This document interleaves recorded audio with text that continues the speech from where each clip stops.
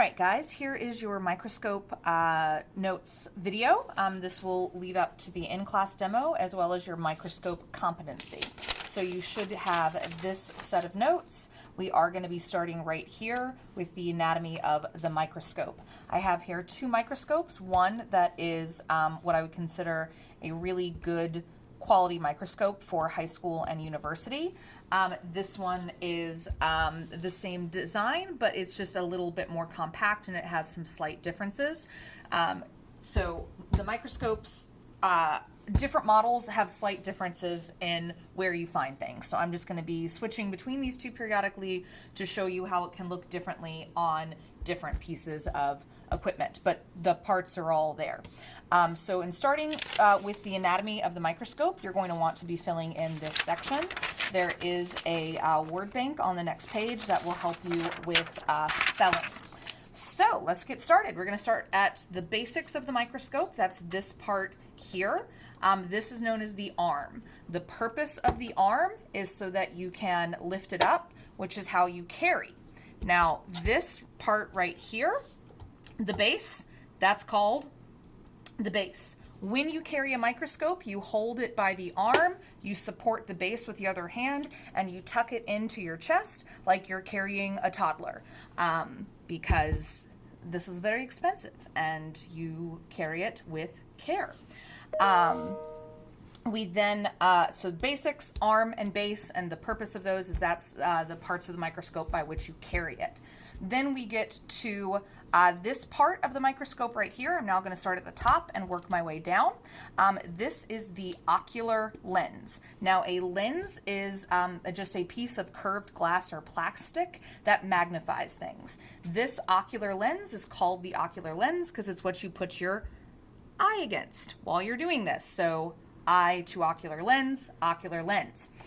You can see that on this microscope, there are actually two ocular lenses. That actually doesn't do anything to change the magnification. It's just a personal preference of do you want to look through with both eyes or do you want to look through with one? Personally, for me, I actually prefer the one. That may just be because all the microscopes I used when I was learning how to use them only had the one ocular lens. Now, the ocular lenses all have this top piece here that rotates. I'm now going to demonstrate something you should never do. This is what you don't do. So you twist side to side, you don't pull up. This can come out, as you can just see, but it never should. What happens then is you get dust in the chamber of the ocular lens, and then you see that dust speckles on your images while you're looking at them. But the reason why that rotates is because embedded in this part of the ocular lens is this little black line, which is a pointer. And it looks like this when you look at it. Like there's a line there. And what you can do is you can rotate the pointer to point at things, and that allows you to be like, hey, research partner, please look at this. Look what I found. What is that? With pointing at the exact item on the slide you want other people to reference. So ocular lens, and embedded in the ocular lens is a pointer. This swivel part is the head. There, you can actually look at a microscope with the arm facing your chest, as I'm doing. You can also have it so that the head turns this way and the slide is facing your chest. I don't, like, you can do it either way.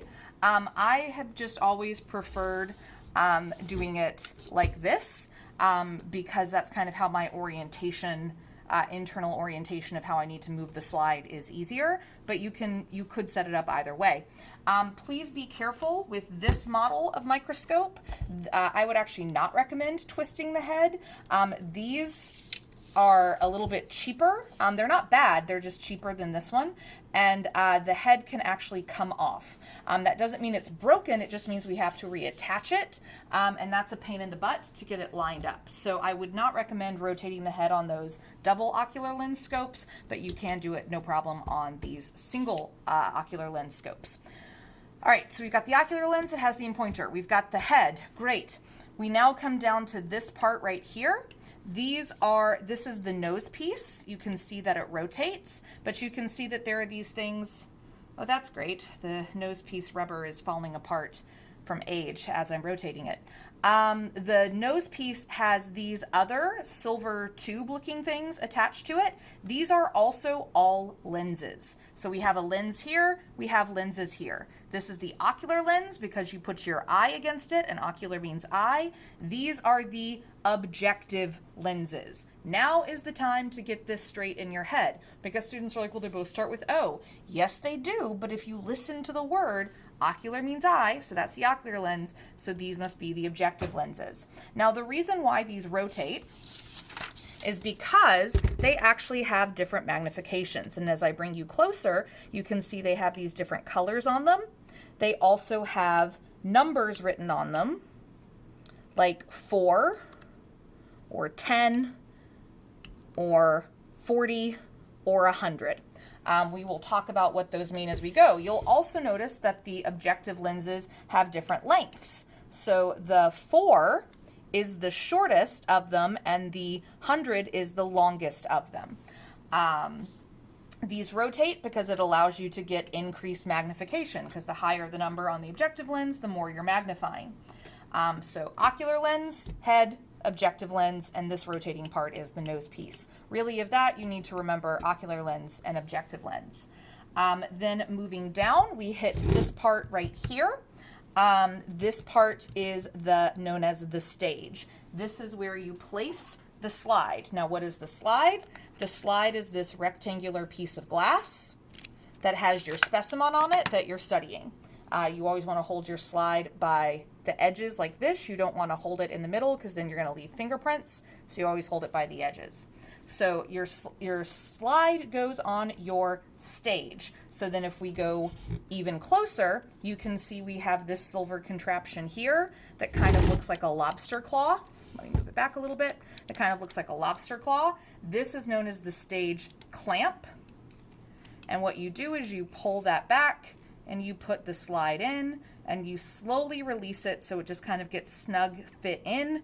You don't want to just let it go because it can close quickly and that can chip the glass of the slide.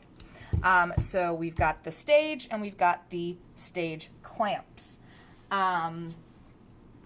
The next, and let me show you this variation. So here, you can see the stage clamps look differently, and in fact, this one is missing its lobster claw clamp. There is supposed to be a lobster claw clamp right there. It's just not. In that case, you would just set it on the stage. Now, we are coming to, let me make sure I'm hitting them all, the stage adjustment. And on this model of microscope, this stage adjustment is what's hanging here. Let me see if I can get some white behind it so it stands out a little bit more. It's this knob right here, or this post that has 2 knobs on it that's hanging beneath the stage. This is the stage adjustment. There's 2 knobs. They actually move independently. You can see this top knob moves the stage backwards and forwards, and this bottom knob is moving the stage, well, actually the stage clamp, and therefore the slide left to right. This is how you can move the stage so that you'd be looking through and you're like, oh, I need to go to the left, so let me move my slide to the left. Or, ooh, what's that at the bottom? Let me move it so that I'm looking at the bottom of my slide. So the stage adjustment is how you adjust the positioning of your slide, forward, backwards, or front, or left to right. Now, this model has the stage adjustment that hangs down. This model has these 2 knobs here connected to the stage clamp, and they would serve the same purpose. There's just nothing hanging beneath it. Okay, back to this guy. So we've got ocular lens, objective lens, stage clamps, stage adjustment, that's the slide. And then we're going to, I'm going to take the slide out. Now we're getting to the what do I want to do next? Yeah, I'm going to go ahead and do this next. So you see there's this hole in the stage here that you position the slide over. This is where the light comes up through. So these parts don't make light. These parts magnify the image. The light comes from down here where the light is. That means you have this hole in the stage that the light passes through. Now you see how there is a lens right here? That lens doesn't serve any purpose in magnification because you're not actually looking through that one. But what that does is it collects and concentrates the light so that it is being mainly pushed through the slide and it doesn't just spread out. So this is because it condenses or collects the light. That part right there is known as the condenser. Not all microscopes have a condenser. Some of them just have an opening, but the condensers are better because you have better control over your light. Now, looking beneath the stage, that brings us to this part right here. And as you can see, there's this, this kind of, what do I want to call that? This slide, like this little metal piece that you can slide back and forwards. This is the diaphragm. This opens and closes the condenser to control the amount of light that goes in or out. So if you're like, oh wow, I can see this image clearly, but it is a little dark, or ow, this is so bright, it's hurting my eyes, you would adjust the diaphragm to control the amount of light passing through the condenser. The condenser is not an adjustable item, it just exists, it's just there. Okay, condenser, diaphragm. Oh, and while I'm talking about light, some microscope models like this one, in the base will have an additional dial like this. This is the additional brightness adjustment. What this does is it actually dims or brightens the bulb. So if you're like, wow, this image is too dark or it's too bright, you can adjust the brightness and the diaphragm. Usually you'll need to adjust a combination of both of them to get it to the right level of light contrast. Now on this one, you can see in the base, it doesn't have that additional brightness, but it does have the diaphragm. And its little metal part is right there. So that's, let me actually put it on this side. So the diaphragm is adjustable. That little piece of metal right there that goes back and forth, that is the diaphragm on that one, but no additional brightness adjustment. All right, now let's come back to what are arguably the two most important pieces, because this is where the true skill of the microscope comes into play. You have the two knobs. They're called focus adjustment, but they're knobs. That one of them is called the coarse focus, which means it gets it pretty right, and then the other one is called the fine focus. This is how you get the exact details. So the larger knob, which you can see that on this model, the two knobs are actually like embedded together. So you see there's a big knob here, and then there's a smaller knob, and actually they're located on both sides. Now you can see when I adjust just the larger knob, that's the coarse focus knob, you see how the stage is moving up and down? That's the coarse focus because that gets us generally or coarsely in focus. Then, once you're pretty much where you want to be, you would adjust the smaller knob, which is the fine focus, and you can see you don't even, this moves the stage so slightly, you can't even see it with the human eye. But this, moving this, is what allows you to see individual details in your slide. And your ability to use these correctly is really what's going to determine the level of expertise you get with microscopy. So we've got, again, quick review: ocular lens, objective lenses, stage, stage clamp, stage adjustment,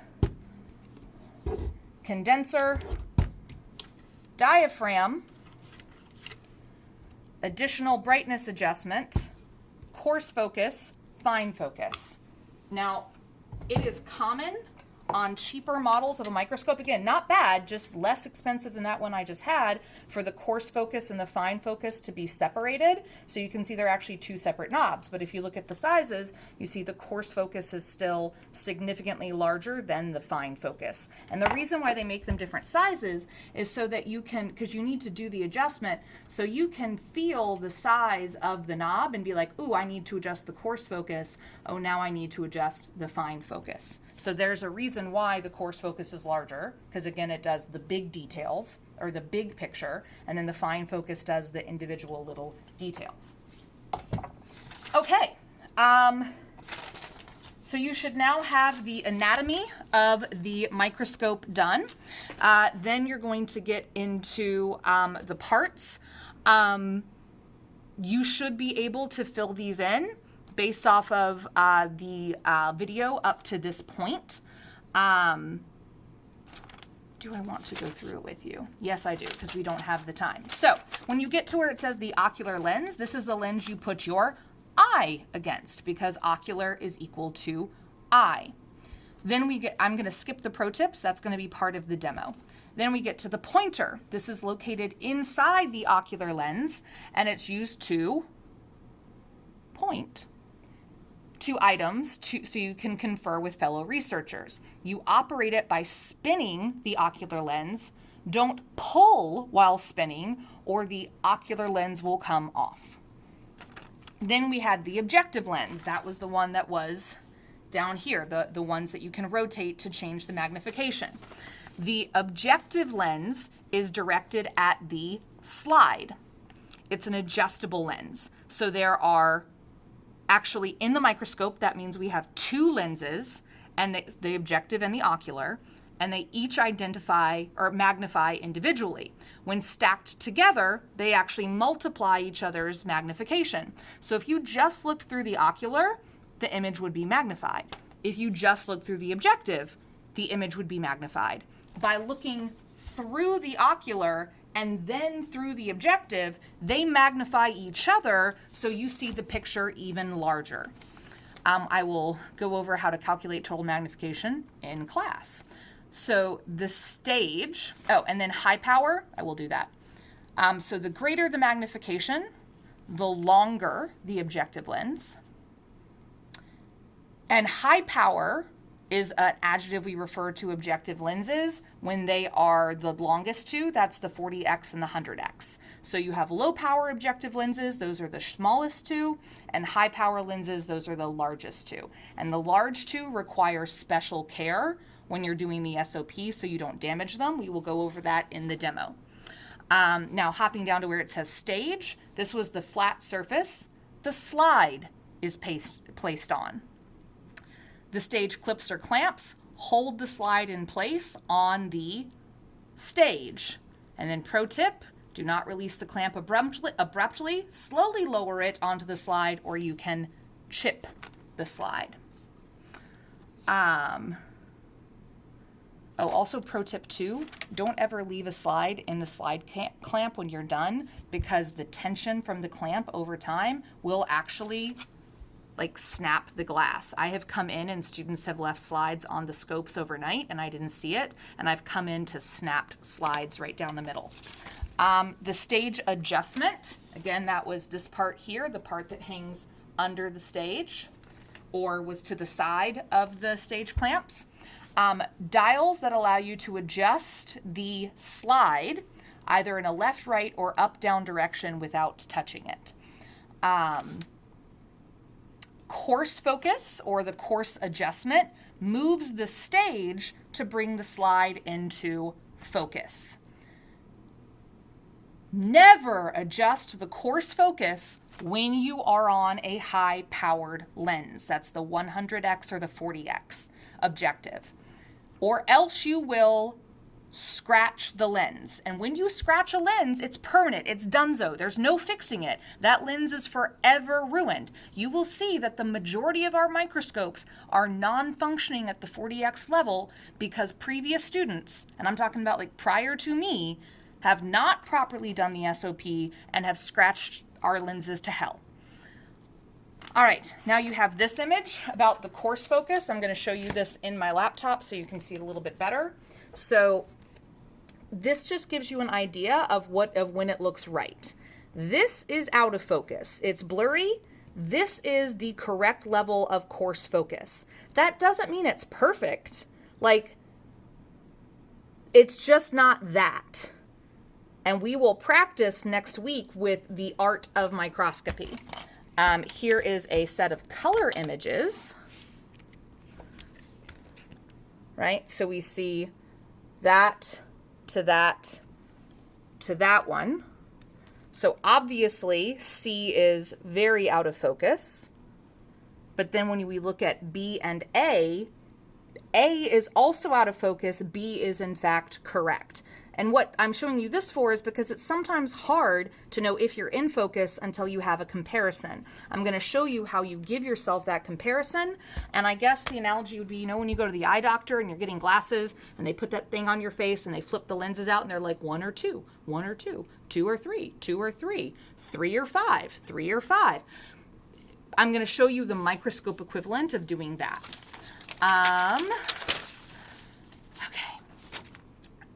So the fine focus is used to adjust between the top and the bottom of the slide. It allows you to see the fine details. And here's your analogy for this. So here's these two images.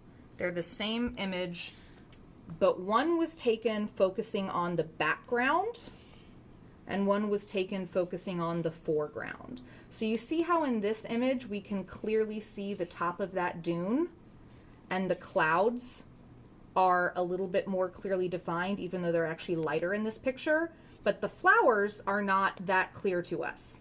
This would be the equivalent of focusing on the bottom of your slide, not the top. So you can see what's at the back of the slide, but not the front.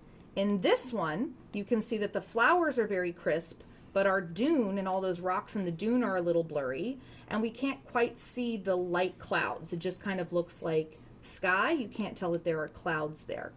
This is like using the fine focus to look at the top of the slide so that you can see details on the surface of the sample, but you can't see the details at the back.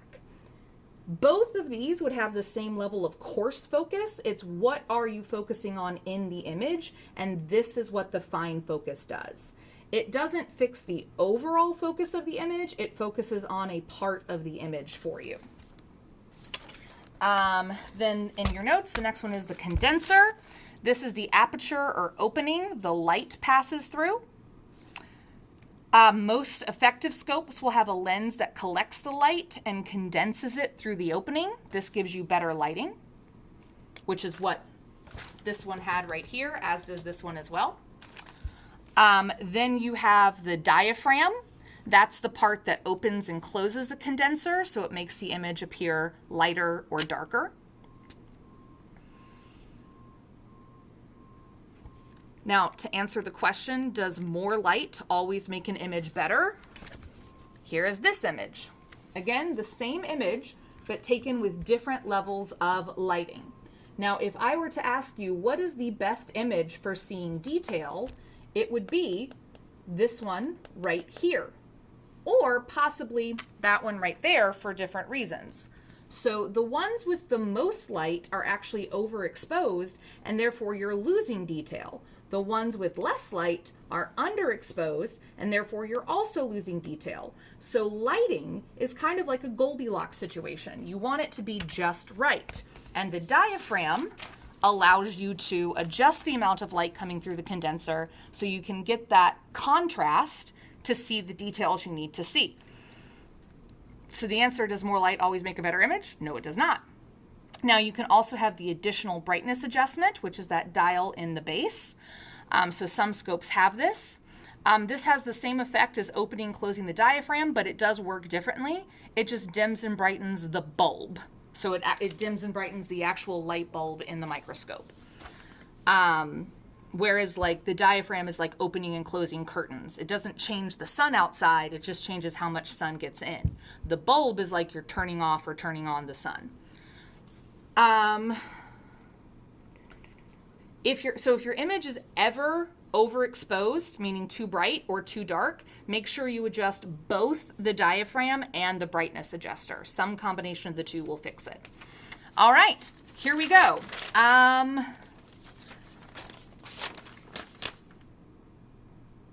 am actually going to stop it there. It is critical that you have those parts memorized and what they do. The demo is going to focus on the SOP for using the scope. The SOP is super detail heavy. That means, and the details are all of the parts, all of the anatomy of the microscope. So guess what?